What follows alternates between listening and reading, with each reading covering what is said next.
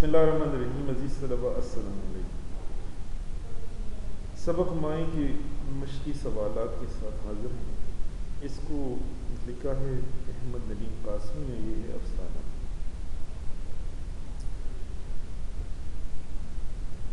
پہلا سوال ہے دونوں بیگمات کے برعکس ان کے شوہروں کے تعلقات کیسے ہیں. تو آپ نے عزیز طلبہ اسی طرح سے مشق جو ہے سبق کا نام مصنف کا نام حیثیت لکھنا ہے, ہیڈنگ دینی ہے. دونوں بیگمات کے برعکس ان کے شوہروں کے تعلقات بہت اچھے ہیں. وہ دونوں اکٹھے وقت پر جاتے ہیں, ایک دوسرے سے چھوٹی موٹی چیزیں مانگ لیتے ہیں.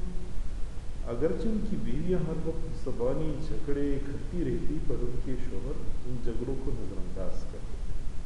وہ کبھی ان کے جھگڑوں میں نہ کھولے. یہاں پر ایک کبھی ایکسٹرا ہے. یہی وجہ ہے کہ دونوں بیگمات کی بنسبت نسبت ٹھیک ہے شوہروں کے تعلقات آپس میں بہت اچھے تھے. تو یہاں پر یہ دو غلطی ہے. اچھا, دوسرا سوال ہے لڑائی کا آغاز عموماً کس کی طرف سے ہوتا تھا. تو بڑا آسان جواب ہے, بیگم راجہ اور بیگم خواجہ کی لڑائی میں لڑائی کا آغاز عموماً بیگم راجہ کی طرف سے ہوتا تھا. وہ کسی بھی چھوٹی بات سے جھگڑے کا آغاز کر دیتی. بیگم خواجہ کا قصور صرف اتنا تھا کہ اس نے کبھی بیگم راجہ کو نظر انداز نہ کیا اور ہمیشہ این کا جواب پتھر سے دیتا. اگلا ہے زلزلہ آنے پر بیگم راجہ کا کیا موقف تھا. ایک دن ہلکا سا زلزلہ آیا. بیگم راجہ نے سمجھا کہ بیگم خواجہ نے منحطہ کمرے میں پلنگ گھسیٹ لیا, جس کی وجہ سے اس کا پورا کمرہ ہل گیا ہے. اس لیے فوراً باغی اور کھڑکی میں منہ ڈال کر بیگم خواجہ کو بیگم سنائے کہ وہ بیچاری زلزلہ بھی بھول گئی. اگلا سوال ہے محلے کے بزرگ کے سمجھانے پر راجہ صاحب نے کیا جواب دیا. ایک دن راجہ صاحب اور خواجہ صاحب اکٹھے جا رہے تھے کہ محلے کے بزرگ نے انہیں روک کر کہا کہ آپ لوگ اپنی بیگمات کو لڑائی کے بارے میں سمجھاتے کیوں نہیں. اس پر راجہ صاحب نے انہیں جواب دیا کہ عورتوں کا معاملہ ہے, ہم آپ اس میں دخل دیں گے تو اچھی نہیں لگیں گے. آپ اپنی بیگم کو نہیں سمجھانے کے لیے تو بسم اللہ. باقی کٹے رکھے بھی دو برتن بھی ٹکرا کر بچ جاتے ہیں. یہ تو جیتی جاگتی عورتیں. اگلا سوال ہے پانی کی بالٹی میں گیند گرنے پر دونوں بیگمات کا کیا موقف تھا. بیگم راجہ کے بیٹی کی گیند بیگم خواجہ کے پانی کی بالٹی میں گر گئی. یہاں پر یہ غلط ہے, گیند بالٹی ہے.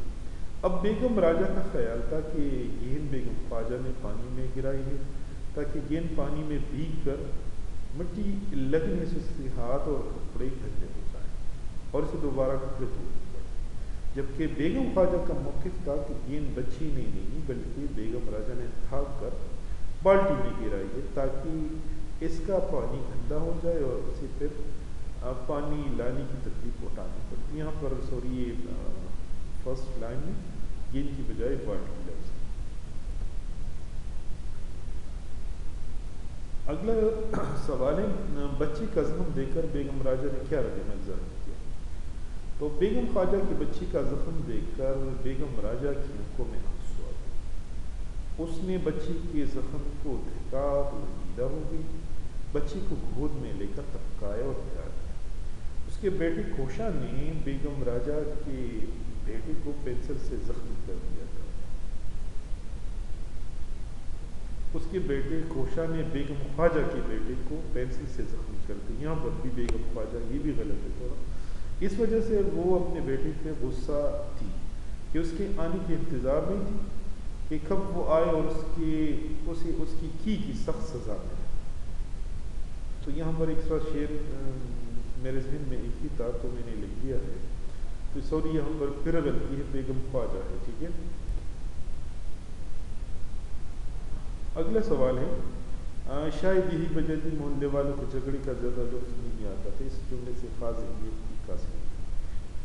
اس جملے شاید یہی وجہ تھی کہ محلے والوں کو جھگڑے کا زیادہ لطف نہیں آتا تھا. صرف خاص ذہنیت رکھنے والے لوگوں کی ایک خاصیت تھی. ہمارے معاشرے میں ایسے لوگوں کا اضافہ بڑی تیزی سے ہو رہا ہے جو دوسروں کو لڑتا دیکھ کر صلح کرنے کی کوشش کے بجائے تماشبین آج کل کا دور موبائل انٹرنیٹ کا ہے.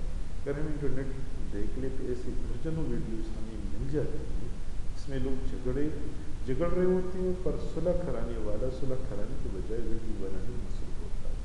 مائیں سبق نے بیگم راجہ اور بیگم خواجہ کے محلے والے لوگ بھی ایسے جو صلح کرانے کے بجائے تماجبین بن کے لوگوں کو دوست ہو. بہت شکریہ. جس طرح